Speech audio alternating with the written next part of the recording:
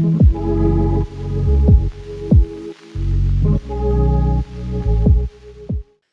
գալուս Ջոֆայնդեր AM-ի HR Corner հաղորդմանը, այսօրվա մեր հյուրն է Ucom ընկերության ՄՌ գործառնությունների և փոխհատուցումների վարչության ղեկավար Ալինա Թադևոսյանը։ Ողջույն Ալինա ջան։ Ողջույն Էդվարդ ջան։ Շնորհակալ եմ մեզ հյուրընկալվելու համար։ Ես եմ շնորհակալ հրավերի համար։ Ալինա ջան, առաջին հարցով կցանկանայի սկսենք ձեր կարիերայից, ինչպես եք սկսել ու ինչպես եք հասել այս փուլին, որպեսզի մեզ լսողները պատկերացում կազմեն։ Շնորհակալ եմ։ Նախ սկսեմ այնտեղից, որտեղ եմ ես հիմա, բացի այն, որ իմ հիմնական զբաղվածությունը Ucom ընկերության ՄՌ գործառնությունների և փոխհատուցումների վարչության ղեկավարի հաստիքն է, ինչպես ներկայացրեցիք, միևնույն ժամանակ վերջին 2 տարիներին ծավալում եմ գործունեություն բիզնես խորհրդատվության ոլորտում, համագործակցում եմ Work in Progress Armenia-ի հետ, ավելի շատ ֆրիլանս տարբերակով։ Ներկայումս դասավանդում եմ նաև տնտեսագիտական համալսարանի մագիստրոսական ծրագրում, նույն իմ ուղղվածությամբ, վարձատրություն, խրախուսման համակարգեր եւ այլն, եւ միաժամանակ անցկացնում եմ տարբեր կազմակերպություններում տրեյնինգներ, որպես հրավիրված բանախոս։ Իսկ այն հարցին, թե որտեղից եմ սկսել, երևի թե այն ժամանակներում, երբ ես սկսեցի իմ աշխատանքային կարիերան, այսօրվա պես մեծ չէին հնարավորությունները մարդկային ռեսուրսների ոլորտում, չնայած սկսենք այնտեղից, որ չկար մարդկային ռեսուրսների ոլորտ, ասում էին կադրերի բաժին, այո, եւ հնարավորություն ունեի սովորելուն զուգընթաց աշխատել մի շատ լավ կազմակերպությունում, քանի որ այն ժամանակ շատ քիչ էին գործատուները, որ կարողանում էին ունենալ հիմնական կայուն աշխատանք, պարզապես իրենց պահանջներ իմանալ անգլերեն լեզու եւ համակարգիչ, այն ժամանակ դա էլ էր ճոխություն, որ կարող էր աշխատակիցը իրեն թույլ տալ եւ գործատուն իրեն թույլ տալ գտնել նման աշխատակից, եւ ես ընդունվեցի շատ ճանաչված Armenia Telephone կոմպանի, որից հետո արդեն Beeline ընկերություն, որը իր կյանքի ընթացքում փոխել է շատ բաժնետերեր եւ իր միջազգային փորձով երևի թե հենց առաջիններից է եղել մարդկային ռեսուրսների ինստիտուտը Հայաստանում ներդնելու գործում։ Աշխատել եմ սկզբնական շրջանում, բայց կոմերցիայում, այսինքն շատ մոտ բիզնեսին, 13 տարի երկար ճանապարհ անցնելուց հետո տեղափոխվել եմ մարդկային ռեսուրսների կառավարման տնօրինություն, որտեղ արդեն այլևս կադրերի բաժին չէր, այլ մարդկային ռեսուրսներ էր հենց կոչվում եւ ուներ բոլոր դոմեյներից, հավաքագրումը առանձին, կադրային վարչարարություն, փոխհատուցումներ եւ արտոնություններ, ներքին հաղորդակցում, աշխատակազմի գնահատում եւ այլն։ Այսինքն պատիվ եմ ունեցել այդ ինստիտուտի ներդրման ճանապարհի մի փուլը կազմելու։ 2020 թվականին տեղափոխվեցի արդեն Ucom ընկերություն, որտեղ անելիքներ կային եւ միացա շատ պրոֆեսիոնալ թիմի, շարունակում եմ ճանապարհ անցնել Ucom-ում, դարձյալ պրոֆեսիոնալ գործընկերների հետ։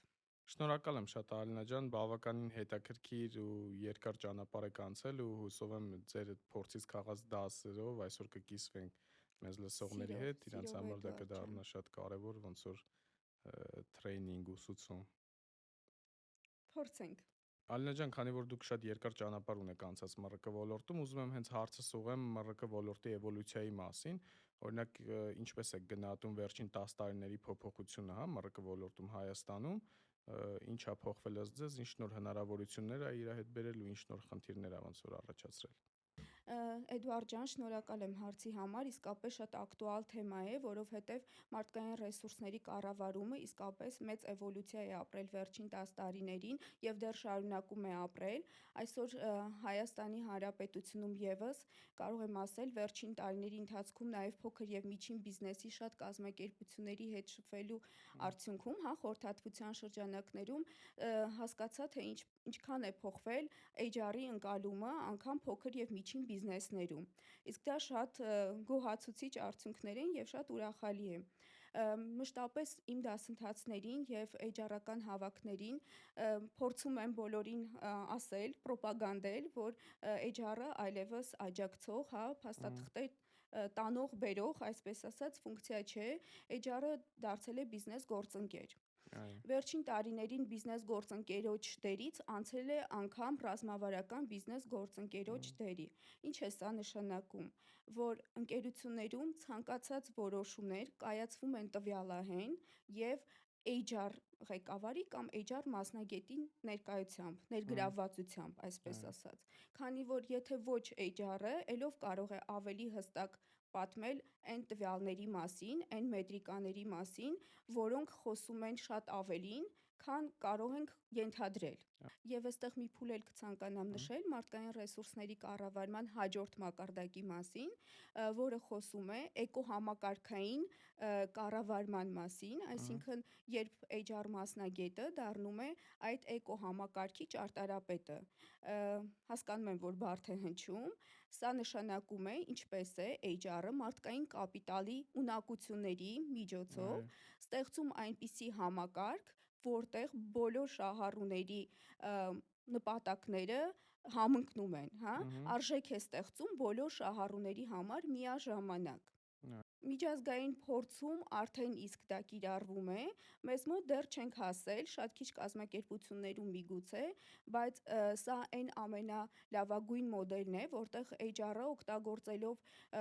օրինակ OKR կամ KPI համակարգեր, կարող է մեկ գնդակով, ոնց որ ասում են, մի քանի որս ունենալ, այսինքն ճիշտ եւ գրագետ կապել բոլորի նպատակները իրար հետ, եւ եթե տեսնում ենք, որ մենք մի տեղ ստեղծում ենք արժեք, հավատացնում եմ դոմինոյի էֆեկտով մյուս բոլոր շահառուների մոտ այդ արժեքը ստեղծվում է։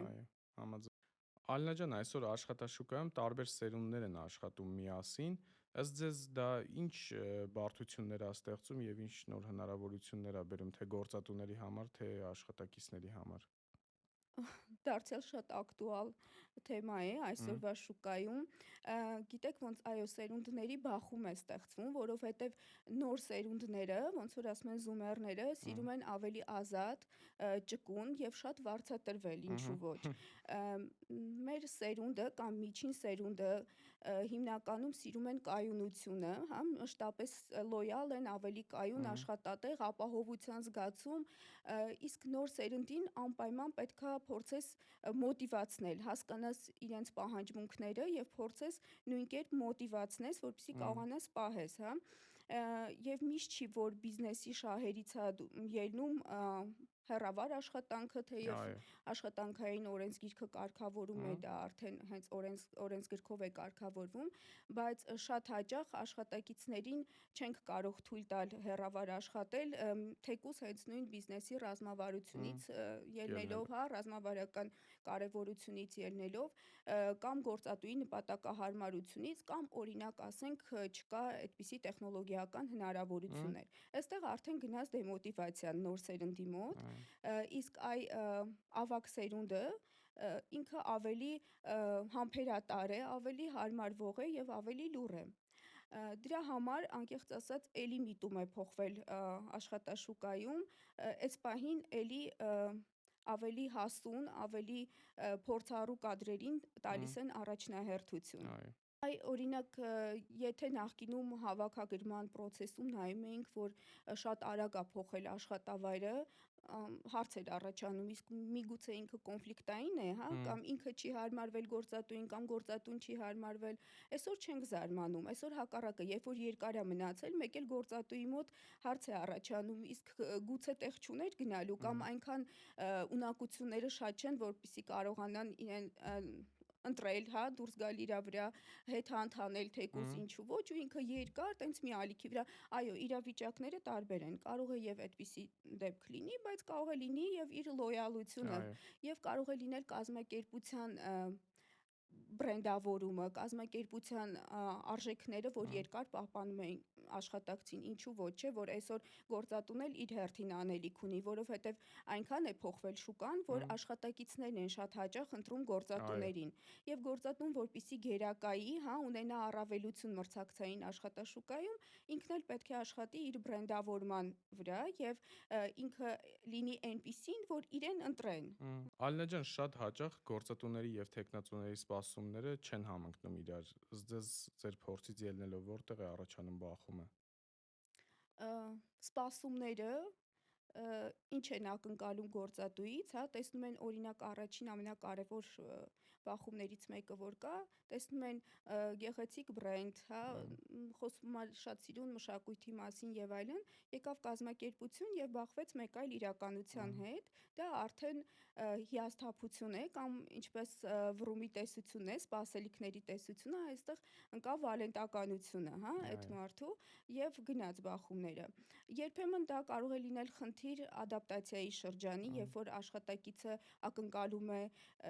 օգնություն, աջակցություն, բայց չի ստանում, ակնկալում է հետադարձ կապ, ուզում է հասկանալ ինչպես է ինքը իրեն դրսևորում, չի ստանում, այսինքն եւ հակառակը, ինչու ոչ, նույնը գործատուի տեսանկյունից, հա, ինքը ընտրել է, ակնկալում է մեկ այլ արդյունք, բայց հասկանում է ընթացքում, որ չի ստանում այդ արդյունքը։ Այստեղ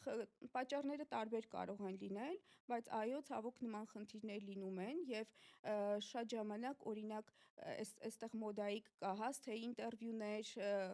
exit ինտերվյուներ, այդ հարցազրույցների արդյունքում փորձում ենք հասկանալ որտեղ են, հա, առաջ գալիս են հիմնական խնդիրները բախումների կամ աշխատանքից հաճախ ազատվելու, չէ, որ դրանք էլ են մետրիկաներ, դրանք թվեր են եւ դրանք տեսակետներ են, որոնք շատ բաների մասին են պատմում եւ իրեն հարգող ցանկացած գործատու անպայման հետամուտ է լինում այդ բոլոր խնդիրները վերհանելու, դրան շատ պատշաճ լուծում տալու եւ հետագայում ինչ ոչ նույն սխալները թույլ չտալու։ Այո։ Քանի որ անընդհատ աշխատակից փոխել, աշխատակից գտնել եւ այլն գործատուի համար էլ է իրականում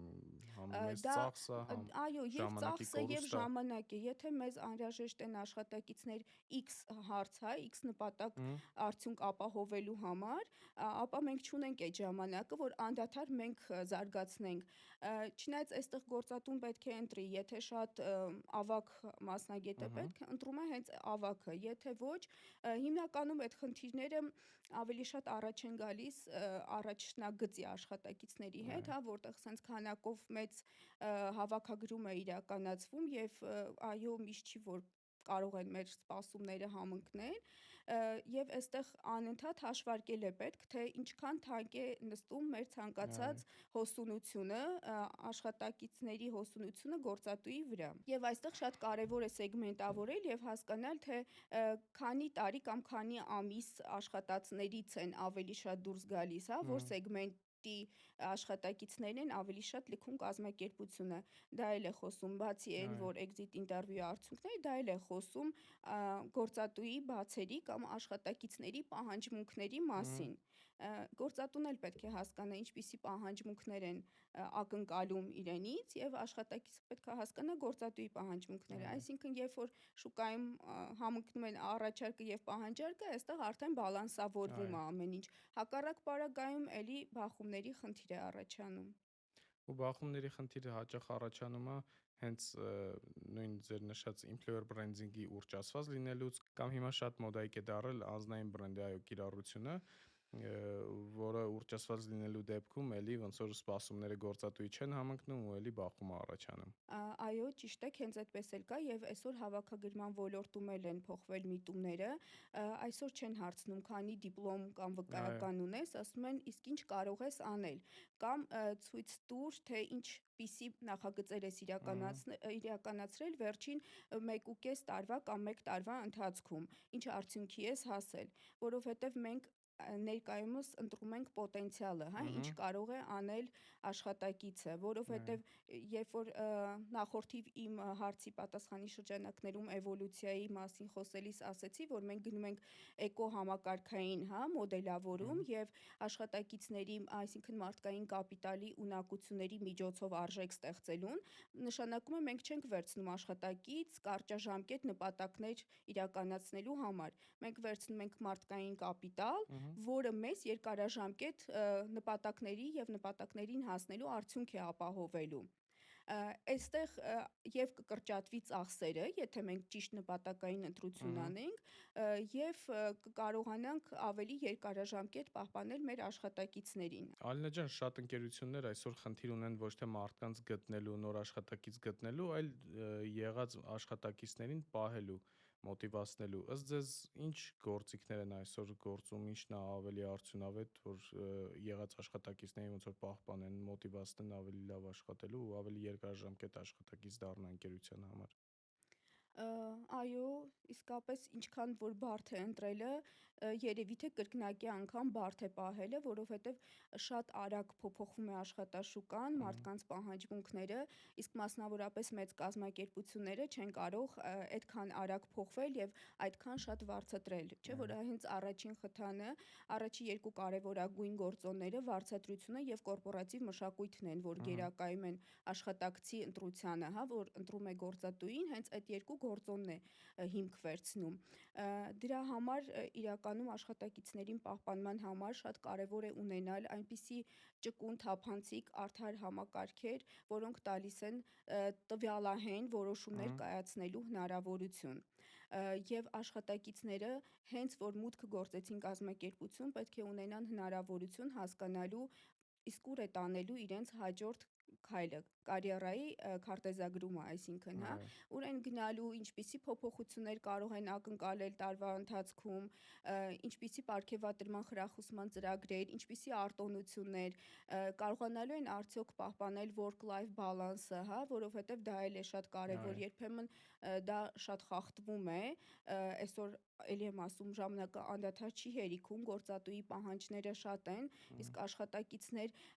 մենք միշտ գնում ենք այն թյուր կարծիքին, որ շատ աշխատակիցներ ունենալը ծախս է գործատուի համար, բայց այստեղ էլ պիտի ասեմ, որ այստեղ էլ է բան փոխվել։ Այսօր աշխատակիցները ծախսային հոդված չեն, հա, վարձատրության ֆոնդը կամ աշխատակիցների վրա կատարվող ցանկացած ծախս ինքը բիզնեսի բազմապատկիչ է, որովհետև եթե ընտրում ենք աշխատակիցներ, որոնք մեզ երկարաժամկետ արժեք են ստեղծելու, նշանակում է մենք այլևս կտրվում ենք այդ ծախսայինից, որտեղ երկարաժամկետ բիզնեսի շահույթ ենք ստանալու, եթե իհարկե ճիշտ գնանք դրան։ Եվ այդ աշխատակիցների պահպանմանը միտված է նաև հենց այս հանգամանքը, որ իրենք մտան կազմակերպություն, նաև տեսնում են, թե ուր է գնում այդ կազմակերպության ռազմավարությունը, հա, ինչ են անելու, ինչպիսի խնդիրներ են լուծելու, չէ՞ որ շատ ժամանակ մարդիկ հենց դրանից էլ կարող է հիասթափվեն, որ ասում են, հա, ինձ վերցրեցին մի խնդիր լուծելու համար, բայց տվեցին լրիվ մեկ ուրիշ խնդիր, կամ ինձ վերցրեցին խնդիր լուծելու համար, բայց բան չկար անելու, այսինքն շատ համակարգային մոտեցում է պետք կազմել եւ շատ լավ ներքին իրավական ակտեր, որտեղ ամեն ինչ հենված է թափանցիկության վրա, որպեսզի աշխատակիցները կարճեն դրանից եւ ինչու ոչ, եթե բանը հասնում է եզակի մասնագետներին, որոնք շուկայում չկան եւ այնպիսի մասնագետներին, որոնց իրոք պետք է պահել, պետք է ունենալ retention ֆոնդեր, հա, անգլերեն ասեմ, պահպանման ֆոնդեր, որտեղից մենք, այո, եթե թանկ է ու շատ բան կարող է տուժել բիզնեսում, պահենք հնարավորինս, որովհետև եզակի մասնագետներն էլ ուրիշ խնդիր ունեն, այդ headhunt-ի մոդելն է գործում, չթողենք, որ տանեն մեզանից, բայց այստեղ նաև պետքա գործատուն այն ինստիտուտը կիրառի, որ կողքից մի հոգու ամրակցի, ասենք որպես թեկուզ ջունիոր կամ փորձնակ, որ կամաց սովորի, որովհետև նախ այդ եզակի մասնագետներն էլ հավերժ չեն, երկրորդը կարող է շատ ժամանակ դա գործատուին ոնց որ մանիպուլյացիայի ենթարկի, այդ ֆակտորն էլ այստեղ ունենք։ Ալինա ջան, իրականում իմ կարծիքով էլ խնդիրը երկկողմանի է, մյուս կողմից գործատուն պետք է հաշվի առնի այն բոլոր ծախսերը, որ անընդհատ օրինակ աշխատակից փոխելուց ինքը կատարելու է, թե գումարային առումով, թե ժամանակի առումով, թե այն շահույթը, որ ինքը օրինակ կարար ստանալ տվյալ աշխատակցին պահելու արդյունքում, ինքը չի ստանում այդ տվյալ ժամանակահատվածում, մինչև նոր աշխատակիցը գալիս է, ադապտացվում է եւ այլն։ Այո, եւ որպես կանոն փորձը ցույց է տալիս, որ ցանկացած նոր աշխատակից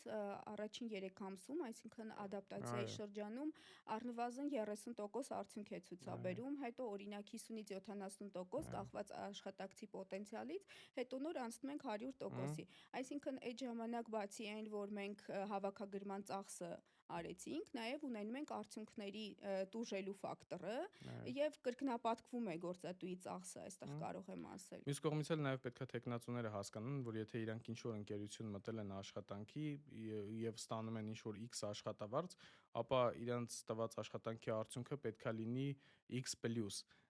որպեսզի գործատուի համար դա արդյունավետ ներդրում լինի, որովհետեւ աշխատակիցների մոտ էլ ինձ թվում է շատերը իրանք նույնիսկ չեն հասկանում, եթե գնում են աշխատանքի, ուրեմն պետք է իրանք արդյունք տան։ Շատերի մոտ կա այն տպավորությունը, որ դե լավ կգնամ, չգիտեմ, իմ աշխատանքային ժամերը կգնամ, նորմալ է, ամսվա վերջում իմ աշխատավարձը կստանամ, չեն հասկանում, որ պետք է արդյունք ստեղծեն, որպեսզի գործատուի համար ինքը լավ ներդրում լինի ու երկարաժամկետ համագործակցեն միասին։ Իրականում այս մասով էլի շատ բան ա փոխվել, որովհետև գործատուները չեն ուզում ունենալ աշխատակիցներ, ովքեր միտված չեն արդյունքին։ HR մետրիկաները շատ են փոխել եւ թվերը շատ հաճախ ավելի շատ բաների մասին են խոսում, քան մենք կարող ենք պատկերացնել, հա։ Կատարողականի կառավարման համակարգերի ներդրումը, որը այսօր լայն տարածում ունի, անգամ փոքր եւ միջին բիզնեսներն են սկսել հենց այդ մոդելով շարժվել առաջ, մեծ հնարավորություն են տալիս գնահատել ցանկացած աշխատակցի կատարողականը, արդյունավետությունը, հա, որքան արդյունավետ է աշխատակիցը։ Եվ եթե մենք տեսնում ենք խնդիր, որ 1, 2, 3 ամիս մարդը բարձր արդյունք չի ցույց տալիս, այսինքն այստեղ դարձյալ HR մասնագետը անելիք ունի, պետք է հասկանալ, այս աշխատակցի պոտենցիալը չի ներում, հա, չի համապատասխանում այս հաստիքին, որի համար վերցրել ենք այս մարդուն, թե պարզապես հմտությունների պակաս է, որտեղ պետք է զարգացման պլան գծենք եւ փորձենք զարգացնել այս աշխատակցի հմտությունները։ Շրջանակ մարդիկ չունեն այդ հմտությունը եւ իրենք էլ կուզենան, որ զարգանան եւ ավելի լավ արդյունք տան, բայց կա նաեւ հակառակ պատկերը։ Դրա համար պետք է բացահայտել որն է դրա հիմքում ընկած խնդիրը։ Այո, գործատուն էլ այդտեղ աշխատանք ունի անելու, որպեսզի ընդունված աշխատակիցը ճիշտ պատկերացնի, այսինքն օնբորդինգը պետքա ճիշտ անցկացվի, որ ինքը հասկանա որտեղ է գտնվում, ինչի համար է այդտեղ գտնվում ու ինչ պետք է անի։ Եվ ղեկավարները, բացի HR, ղեկավարները ունեն անելիք այն մասով, որ պետքա շատ անեն one-on-one միտինգները, հետադարձ կապի տրամադրումը շատ կարևոր է աշխատակցի զարգացման համար, որովհետև հենց դրանից են անում հետևություններ եւ փորձում են առավելագույն արդյունք ցույց տալ, որովհետև երբ որ դու աշխատակցին ցույց ես տալիս եւ բացասականը եւ դրականը ոգևորվում են, հա, բայց եթե լավ չեն կընտրել տաղանդին, օրինակ ճիշտ տեղում չի, կարելի է ռոտացիաների մեթոդը կիրառել, միգուցե այս միջավայրում լավ չի տալիս արդյունքը, բայց մեկ այլ միջավայրում, որը էլ ավելի համապատասխանում է իր հմտություններին, կտա առավելագույն արդյունք, ինչու ոչ, ներքին տեղափոխությունները ամենաառաջնային պլանում պետքա լինեն, որտեվ արդեն մենք արել ենք ծախս, արդեն առնվազն այդ աշխատակիցը գիտի մեր կազմակերպության ներքին մշակույթը, կառուցվածքը, հա, ինֆրաստրուկտուրան եւ այլն։ Այդ մասով շատ արդյունավետ է ներքին շարժերը, ներքին տեղափոխությունները, էլի մարդկային ռեսուրսների կառավարման մասնագետի կարևորագույն հմտություններից է ճիշտ տաղանդներին ճիշտ տեղում տեղավորելը։ Ալինա ջան, հիմա շատ է խոսվում տվյալահեն մարդկային ռեսուրսների կառավարման մասին, ըստ ձեզ դա ինչպես կարող է օգնել HR մասնագետին ավելի ճիշտ որոշումներ կայացնել։ Հաճելի է փաստել, որ ներկայումս բոլոր բիզնեսները շարժվում են տվյալահեն որոշումներով, մեկը մի քիչ շատ, մյուսը մի քիչ, որովհետև ինտուիտիվ մակարդակով կայացված որոշումների ժամանակ հաջողելու հավանականությունը ուղիղ համեմատական է ձախողելու հավանականությանը։ Իսկ երբ որ մենք գնում ենք տվյալահեն որոշումներով, արդեն գիտենք, թե ուր ենք հասնելու։ Ոնց որ ասում են, ապագան կանխատեսելու լավագույն ճանապարհը այն կառուցելն է։ Այո, Իսկ ինչպես կառուցել չափելի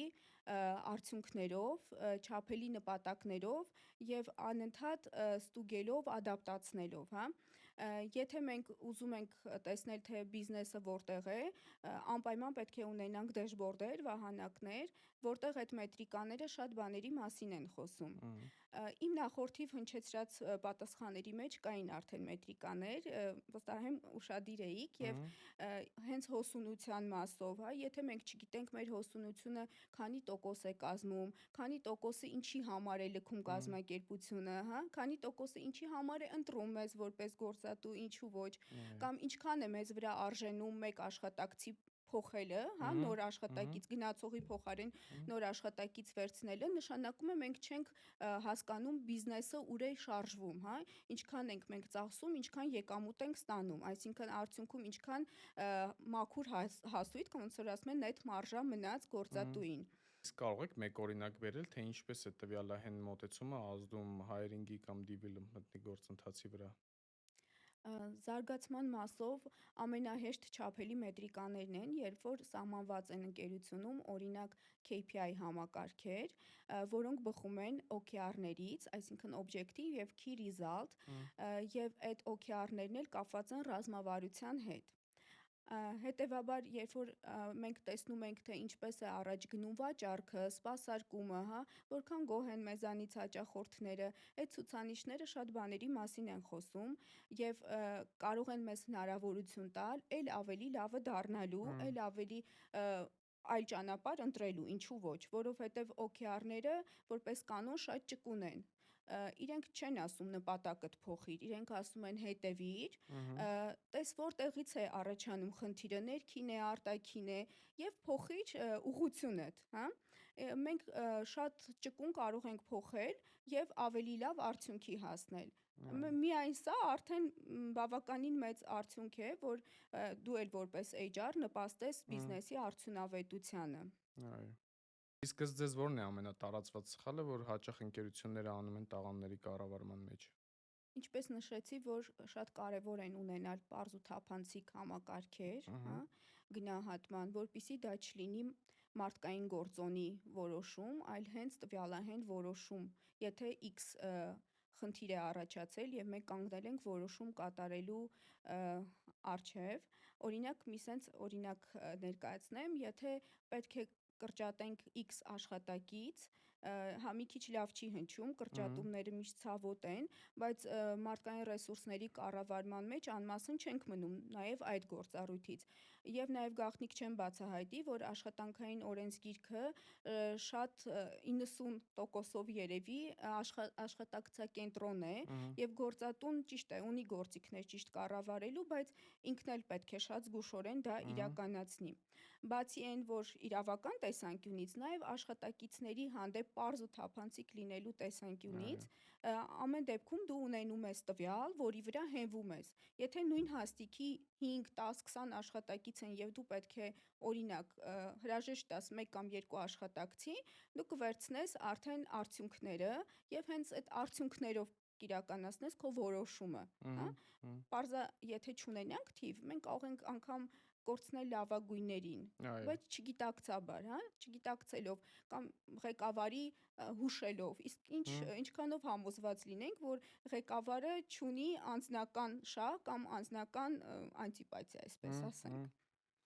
Բայց իմ կարծիքով Ալինա ջան, եթե աշխատակիցներին գնահատելու համար շարժվենք միայն տվյալներով, հաշվի չառնենք մարդկային մի շարք գործոններ, դա էլ իմ կարծիքով մի քիչ ճիշտ չի,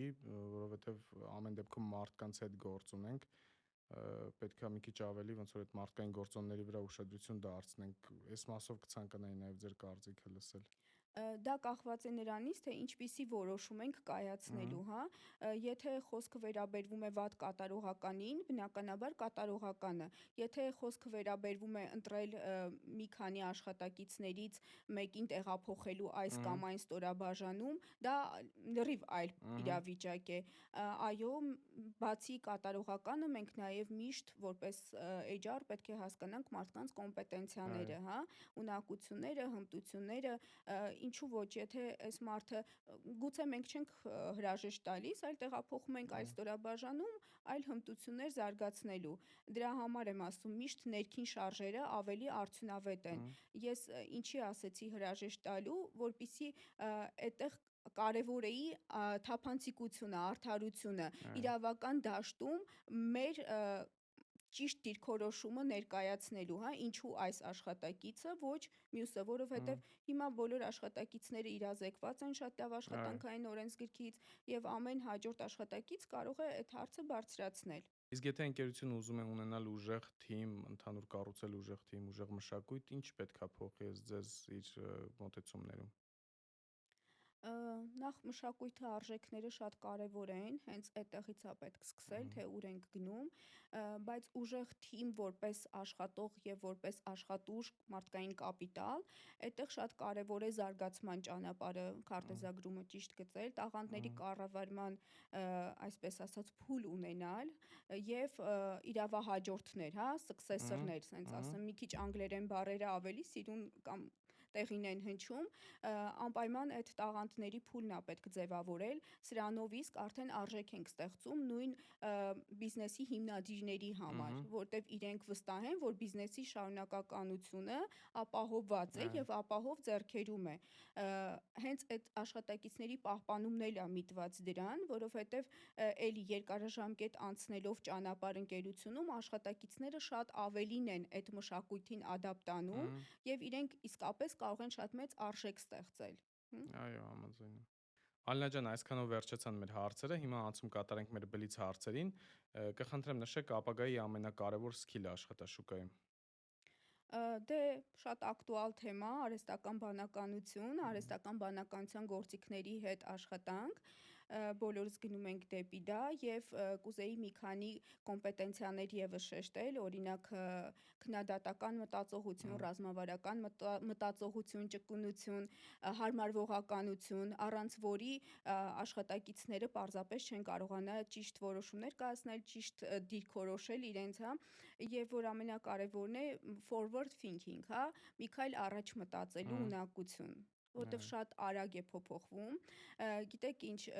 մոդայիկ է դարձել ինտուիտիվ շարժվելը, մենք ոնց որ նախորդ ժամանակահատվածներից սովորել ենք ինտուիտիվ գնալ, բայց սա ամենավախացնողն է, որովհետև պատրանք կա, որ դու շարժվում ես, բայց իրականում չկա ուղղություն, դրա համար միշտ պետք է կանխատեսել ուղղությունը, մի քայլ առաջ մտածել եւ հաստատ ավելիին կարելի է հասնել այդ դեպքում։ HR-ը բիզնեսին աջակցող ֆունկցիա է, թե բիզնես որոշումներ կայացնող։ Թե մեկը, թե մյուսը, եւ ոչ թե բիզնես որոշում կայացնող, ես կասեի օգնում, որ կայացնեն ճիշտ բիզնես որոշումներ, կայացվեն ճիշտ բիզնես որոշումներ, որովհետեւ ռազմավարական բիզնես գործընկերոջ ինստիտուտը հենց դա է թելադրում, հա, որ անպայման տվյալներ, անպայման մարդակենտրոն, ամեն ինչ պտտվում է մարդկային կապիտալի առանցքի շուրջ։ Մի միֆ HR-ի մասին, որը կցանկանայիք այլևս չլիներ։ Հենց թեկուզ այ որ HR-ը աջակցող ֆունկցիա է կամ HR-ը միայն կանացի աշխատանք է, ինչու ոչ։ Մեկ բան, որ ընկերությունները թերագնահատում են աշխատակիցների մոտ։ Երբեմն ընկերությունները կարծում են, որ աշխատակիցներ կան, որոնք անում են ոչ կարևոր աշխատանք, բայց հավատացնում եմ, ցանկացած փոքր աշխատանք կարող է բերել մի ահագին մեծ արդյունքի։ Եվ վերջին բլից հարցը Ալինա ջան, մեկ խորհուրդ, որ կտայիք HR-ներին։